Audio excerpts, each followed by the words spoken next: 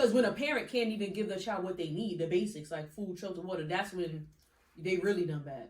So, which most of the parents can't. That's why they resort to government assistance. You know, but they claim to be independent. You know, we was talking earlier, right? So I have a list of things to go through, but we was talking earlier about that. I believe when a woman has a child, she should give up her current lifestyle and at least for the first 5 to 6 years. You want to discuss that or not really?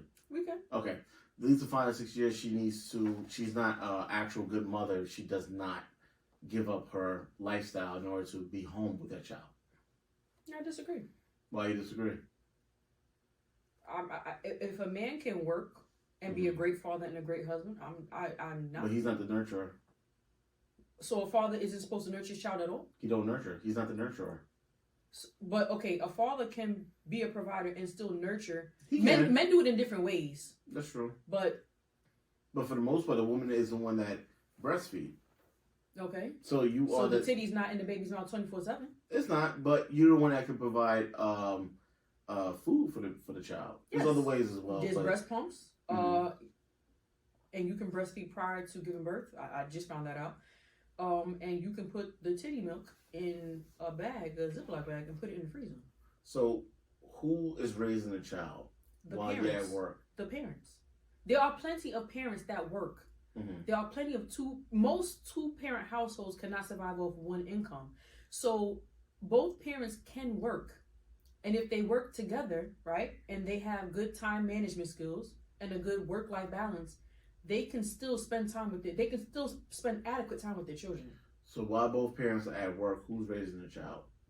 No one's raising the child while the parents are at work. There is someone who is monitoring the child and watching the child to make sure that the child doesn't hurt themselves in the absence of their parent. But I would not consider sending your child to daycare, them being raised by a daycare worker, or sending your child to school, they're being raised by the teacher. Now, if your child is in those facilities for an extended period of time, like more than 10 hours, okay. Well, the child, if you go to work full time, the child's going to be in there because it takes you about an hour and a half, an hour to get to work, right? Who, me? No, I'm just saying. But it depends. Just in general. It depends. Like, I live like, it's a 10 to 15 minute drive to my job. Okay.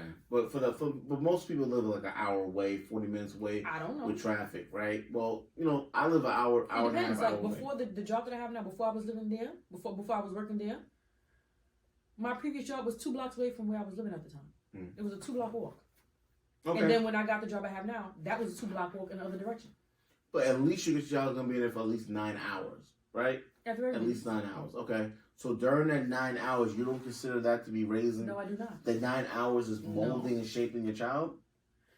When you send your child to these institutions, you're supposed to do your due diligence, even when it comes to school, right? So if you are sending your child to a daycare center, I would hope that you would do your due diligence and have conversations with the other parents there. Like, there was one daycare that I went to,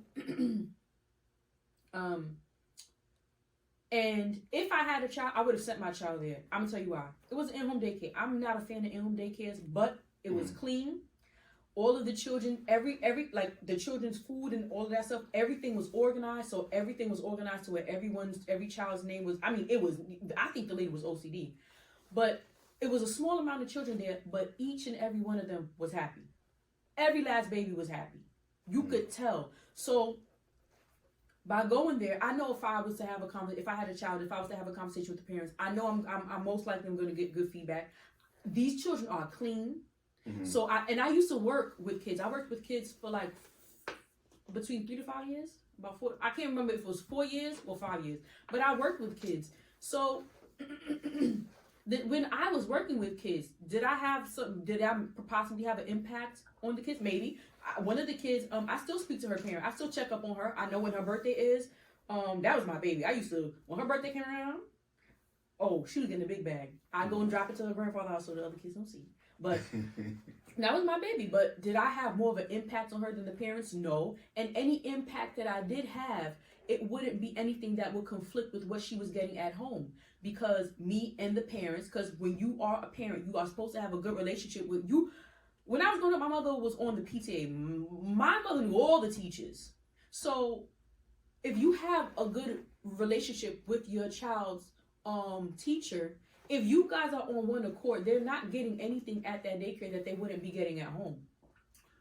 Okay. I wouldn't even send my child to an institution where the teacher doesn't believe in Christ. Once you start telling me you Hindu and Buddhist, with all due respect.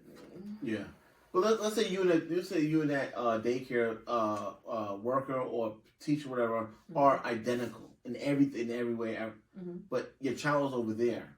Who is raising your child? There's 24 hours in a day. Yeah, 24 hours. But by the time you get your child 5, 6, 7 o'clock, they're up for 3 to 4 hours and then in the bed.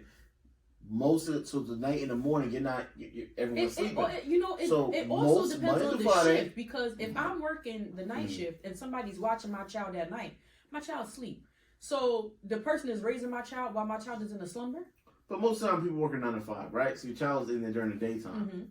Yeah. So who's raising your child? The parents are still raising the child. Sending your child to daycare is not your child. I do not believe that your child is being raised by the daycare worker unless they're there for like an extended period of time past 9 to 10 hours. If you went, like I went to school. I went to public school. My teachers did not raise me. My mother, my teachers did not raise me. Okay, but if a kid sits down and watches television, that's why I didn't act like the rest of them bad kids, because my mother raised me, not my teachers. I get it, but if you're watching TV for 10 hours Monday through Friday, every day for 10 hours, 50 hours, you don't feel like the TV has a huge influence in raising you? What is the child watching?